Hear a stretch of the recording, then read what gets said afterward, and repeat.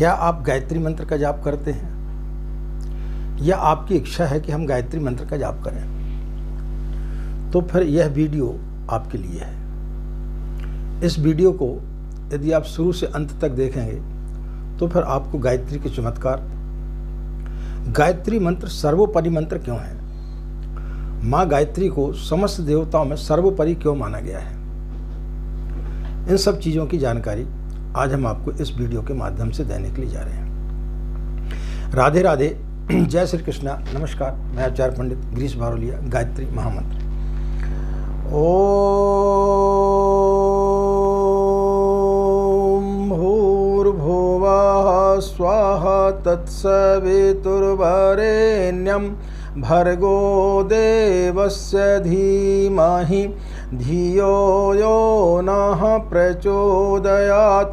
अखण्डमण्डलाकारं व्याप्तं येन चराचरं तत्पदं दर्शितं येन तस्मै श्रीगुरवे नमः, तस्मै श्रीगुरवे नमः।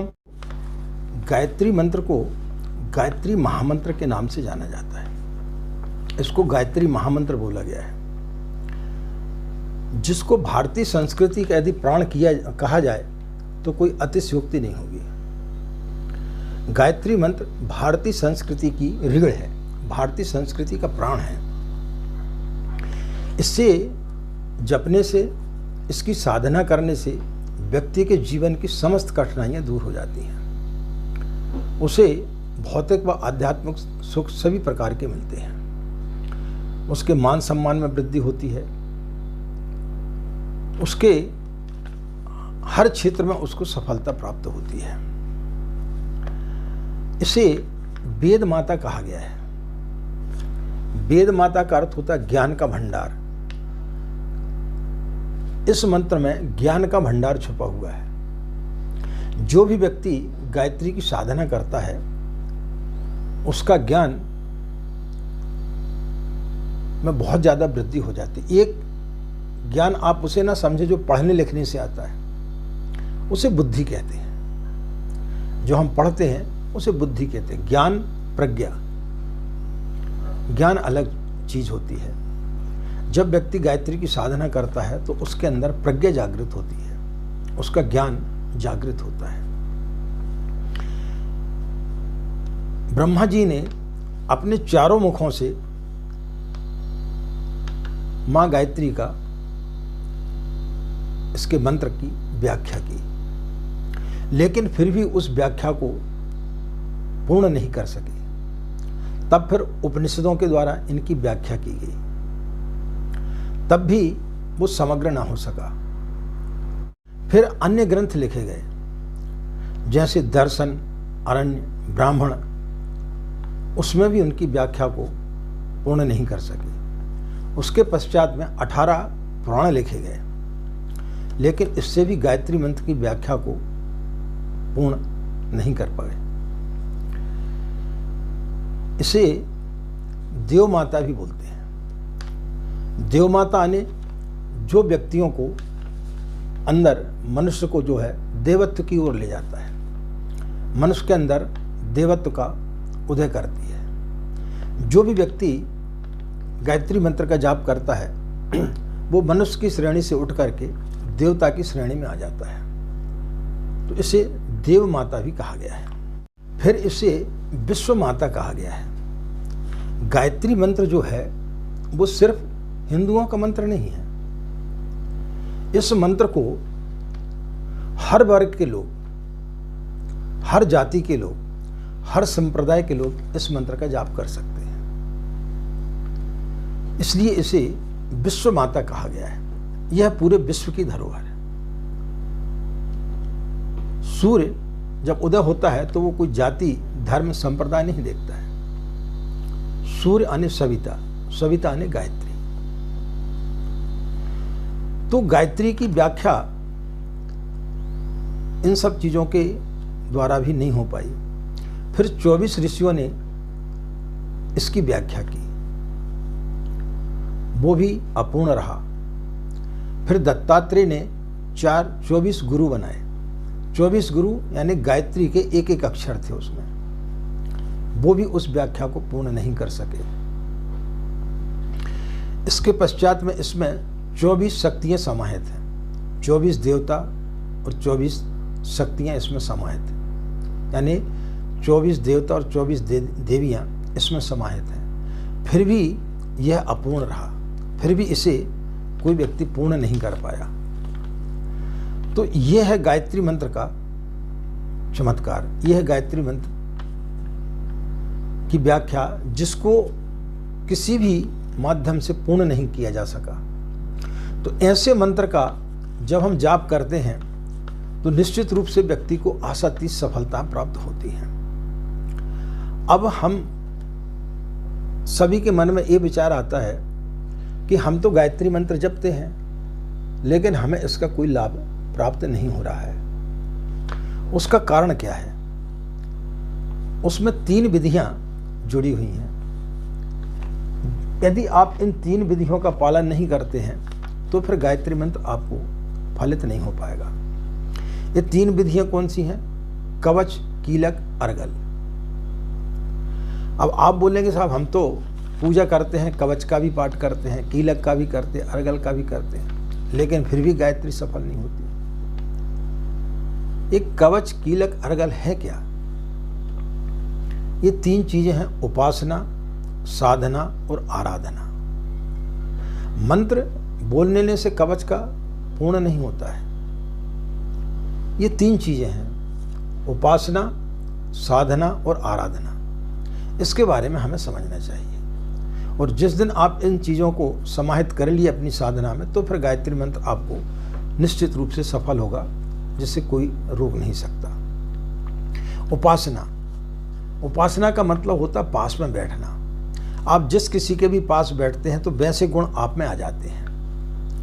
लेकिन गायत्री मंत्र जपने के लिए किसके पास बैठना पड़ेगा? आपको पहले गुरु के पास में। नहीं जी, हम तो बगैर गुरु के ही गायत्री मंत्र जप रहे हैं, हमने कहीं पढ़ लिया था, हमने कहीं सुन लिया था, तो हमारी इच्छा हुई और हमने गायत्री मंत्र जपना प्रारंभ कर दिया। तो ऐसे गायत्री मंत्र फलित नहीं होता है। गायत्री मंत्र जपने के लिए गुरु की आवश्यकता होती है। जैसे कि आप एक दीपक है, उसमें आप घी रख दें, रुई की बत्ती बना करके रख दें, तो वो प्रज्वलित नहीं होगा, उसमें आग नहीं निकलेगी। उसके लिए आपको माचिस की आवश्यकता पड़ेगी, माचिस या मोमबत्ती। तो माचिस से जब आप उसको प्रज्वलित करेंगे तब वो आग का आप लाभ ले सकेंगे, तब वो अंधकार को हटा करके प्रकाश आपको दे सकेगा। तो यही काम गुरु करता है। गुरु क्या काम करता है? माचिस का काम करता है। आपने गायत्री मंत्र सुन लिया, आपको गायत्री मंत्र बढ़िया आने लगा, बहुत अच्छे से आप उच्चारण करने लगे, लेकिन आपके पास में कोई मार्गदर्शक नहीं है। गुरु आने मार्गदर्शक, जो आपका मार्गदर्शन कर सके, जो आपको सही दिशा दे सके। तब फिर क्या होगा? बगैर गुरु के गायत्री मंत्र इसलिए फलित नहीं होता, क्योंकि गुरु मंत्र जो है वो गायत्री मंत्र है। बगैर गुरु के इस मंत्र को आप सोचें कि फलित हो जाए तो वो नहीं होता है। इसलिए गुरु वर्ण करना गायत्री मंत्र के लिए बहुत जरूरी है। तो जो व्यक्ति गुरु को वर्ण करके गायत्री मंत्र का जाप करते, उसे आशातीत सफलता प्राप्त होती है। नहीं जी, हमने तो जो है हमारे गांव के पंडित जी से दीक्षा ले ली, उन्होंने कभी गायत्री का जाप किया, वो कभी गायत्री के बारे में उन्होंने कुछ शोध किया। नहीं जी, वो तो कुछ नहीं जानते। तो फिर आपको गायत्री मंत्र फलित कैसा होगा? आपको कार चलाना सीखना है तो एक सक्षम ड्राइवर की आपको आवश्यकता पड़ेगी, एक प्रशिक्षक की आवश्यकता पड़ेगी, जो आपको कार चलाना सिखा सके। हवाई जहाज चलाना सीखना है और कोई चीज़ चलाना सीखना है, तो उसका वैसा प्रशिक्षक आपके पास में होगा, तभी आप उस चीज़ को सीख पाएंगे। तो जब हम गायत्री मंत्र जपते हैं, तो जब तक सही प्रशिक्षक हमें नहीं मिलेगा, सही गुरु हमें नहीं मिलेगा, तब फिर हम उस स्थिति पर नहीं पहुंच सकते। तो मित्रों, गायत्री मंत्र का जाप समय समय पर कई ऋषि मुनियों ने किया। विश्वामित्र ने इस मंत्र को सभी जगह प्रचारित किया था, जिसका श्रेय विश्वामित्र को जाता है। इसके पश्चात में इस कलयुग में आचार्य पंडित श्री राम शर्मा, जिन्हें हम परम पूज्य गुरुदेव के नाम से जानते हैं, उन्होंने अपनी साधना के माध्यम से इस मंत्र को सार्वजनिक कर दिया। इसलिए इस प्रकार के गुरु को यदि आप वर्ण करके फिर यदि आप गायत्री मंत्र का जाप करते हैं तो फिर आपको निश्चित रूप से गायत्री मंत्र फलित होगा। तो गुरु वर्ण करना आवश्यक है, लेकिन उसके साथ साथ में आपको साधना और आराधना भी करना आवश्यक है। अकेले मंत्र जाप करने से कुछ नहीं होता है। तो पहली चीज हमने आपको बताई उपासना, इसके बाद में साधना, अपनी इंद्रियों को साधना, अपने आप को साधना, अर्थ संयम, निंद्रा संयम, ब्रह्मचर्य, ये सब चीजों पर आपका कंट्रोल होना चाहिए। ऐसा नहीं कि आप आज जो है 4 बजे रात्रि में उठ गए, कल आप जो है 6 बजे उठ गए, परसों आप 5 बजे उठ गए, ऐसा नहीं। आपका दिनचर्या जो है संयमित होना चाहिए।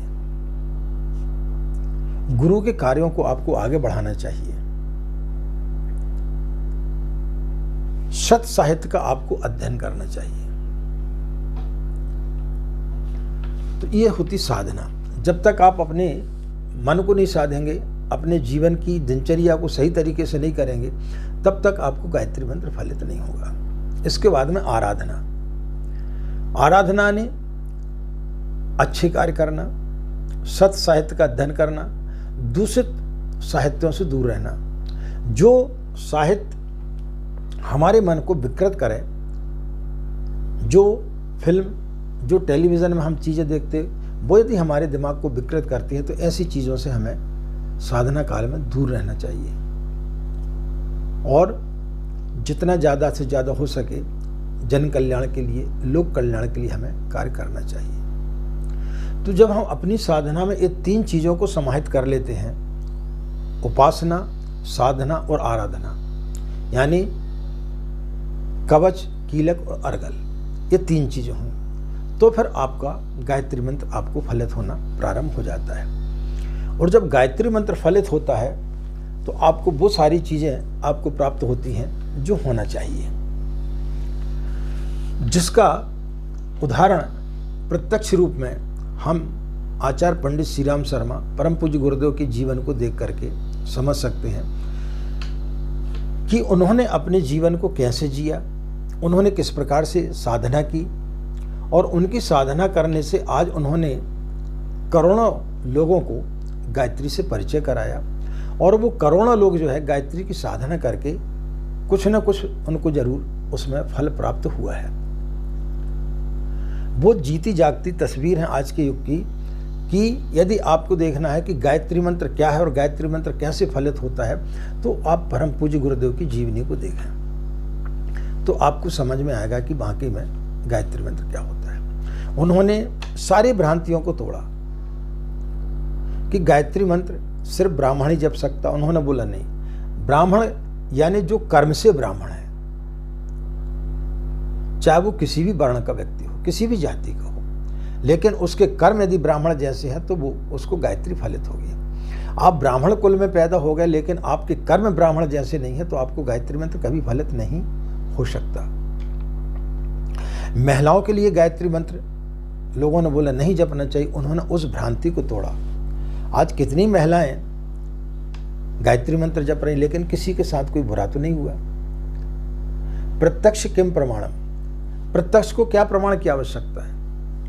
ऐसे ऐसे प्रत्यक्ष आपको परम पूज्य गुरुदेव ने अपने जीवन काल में दिए हैं और देते चले जा रहे हैं, तो उसका प्रमाण आपको क्या चाहिए।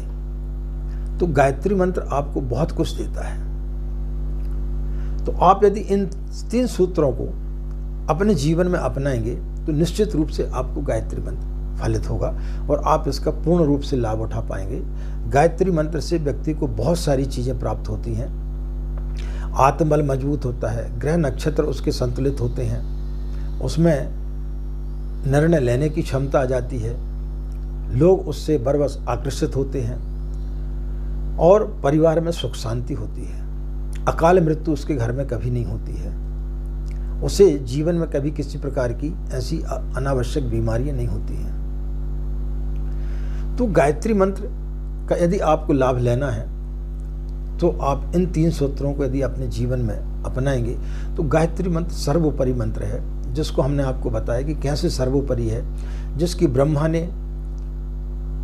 4 वेदों के माध्यम से व्याख्या की, लेकिन पूर्ण नहीं हो सकी। उपनिषद, ब्राह्मण और 18 पुराणों के माध्यम से भी इसकी व्याख्या पूरी नहीं कर सके। 24 ऋषि भी इसकी व्याख्या को पूर्ण नहीं कर सके। यह अद्भुत मंत्र है। बस सिर्फ आपको जरूरत है एक माचिस की, जो उस दीपक को प्रज्वलित कर सके। वो माचिस कौन है? गुरु। जिस दिन आप सही मार्गदर्शक गुरु को चयन कर लेंगे, सही मार्गदर्शक को आप चयन कर लेंगे, तो उसके मार्गदर्शन में जब आप गायत्री मंत्र का जाप करेंगे तो फिर आपको आशातीत सफलता प्राप्त होगी। तो मित्रों, आज आपको हमने जो बताया उससे आपको समझ में आया होगा कि आप यदि गायत्री मंत्र का जाप कर रहे हैं तो वो आपको क्यों फलित नहीं होता है, कहाँ पर आप गलती कर रहे हैं। तो इस वीडियो को यदि आप सुनेंगे और इस माध्यम से आप यदि अपनी साधना को आगे बढ़ाएंगे तो निश्चित रूप से आपको गायत्री मंत्र फलित होगा। आशा मित्रों आपको यह जानकारी अच्छी लगी होगी, और यदि आप हमारे विचारों से सहमत रहते हैं, हमारे वीडियो यदि आपको अच्छे लगते हैं तो हमारे विचारों को ज़्यादा से ज़्यादा लोगों तक पहुँचाएं। ये हमारे विचार नहीं, पूज्य गुरुदेव के विचार हैं। इनको आप जितने ज़्यादा से ज़्यादा लोगों तक शेयर करेंगे, ज़्यादा से ज़्यादा वीडियो को वायरल करेंगे, तो लोग इसका लाभ उठा पाएंगे। समस्त लोगों को, प्राणी जगत को इसका लाभ मिलना चाहिए गायत्री मंत्र का। तो आप भी उसके पुण्य के भागीदार बनेंगे। जितने ज़्यादा आप इसको शेयर करेंगे उतनी ज़्यादा आपको भी लाभ प्राप्त होगा। यदि मित्रों आप लोगों ने हमारे चैनल को अभी तक सब्सक्राइब नहीं किया है तो उसे सब्सक्राइब जरूर कर लें, और इसी प्रकार हमारे चैनल को अपना स्नेह प्रदान करते रहें। आपका दिन मंगलमय हो, आप लोग खुश रहें, मस्त रहें। माँ गायत्री की असीम कृपा इसी प्रकार आप लोग पर बनी रहे। हमें आज्ञा दें। नमस्कार। ओम शांति। नमस्कार दोस्तों, ज्योतिष, हस्तरेखा एवं वास्तु विशेषज्ञ आचार्य पंडित गिरीश बारोलिया के चैनल में आपका स्वागत है। कृपया हमें अपना स्नेह व सहयोग प्रदान करें। हमारे चैनल को सब्सक्राइब करें और बेल आइकॉन को प्रेस करें। साथ ही अपने आत्मीयजनों के साथ इसे अधिक से अधिक शेयर करें। आपका जीवन मंगलमय हो। लाइक करें, शेयर करें। आचार्य पंडित गिरीश बारोलिया, ज्योतिष, हस्तरेखा एवं वास्तु चैनल।